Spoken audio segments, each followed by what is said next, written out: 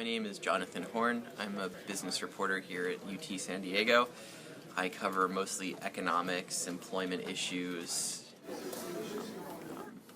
Every day is different. I mean, you're out, you get to meet amazing people. I got to ask questions of the governor of California yesterday. I mean, how many people get to do that, right? So I mean, that's what really attracted me to this. Like, I get to go meet different people, get out. I mean, is it stressful? I mean, sometimes, if you have a story that's got to run and then it gets, edited and then it gets edited again and you just have to pin these certain things down and, track people down on deadline, sure, that gets stressful.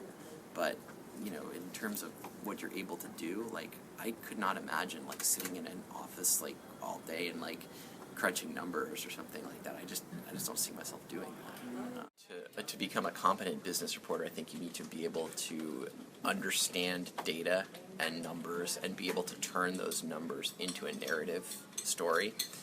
You do that by talking to economists, talking to professors, analysts, and when you first start, it just looks like numbers on a sheet, but then as they, you look at the sheet, you have them on the phone or in person, they explain to you where to look, you learn how to turn it into a story. So I think you really need to be able to kind of dive into data to get things that are, going on in the world. If you're a journalism student today, you're going to be having to do everything, and I think that's how it's going to be from now on. As we see the industry evolve, people that from a different generation that were print focused, that's not going to be that way. So, in terms of being able to produce in print, in video, in audio, and merge it all together, I would like to be overseeing things like that. And then as I covered Del Mar for the La Jolla Light, I met a reporter here. Meanwhile, following up with editors here, I was always pushing and calling and following up. And eventually, she gave me a really good reference without me asking. We had some openings. My resume was already in because I was talking to some editors here. And, all right place, right time, and knowing the right people. And that's how I got my foot in the door at the UT, because I got an interview for a job to cover the same beat, just on a bigger scale here. So if things didn't work out exactly the way they did, I don't know that I would be here right now. So it's very difficult.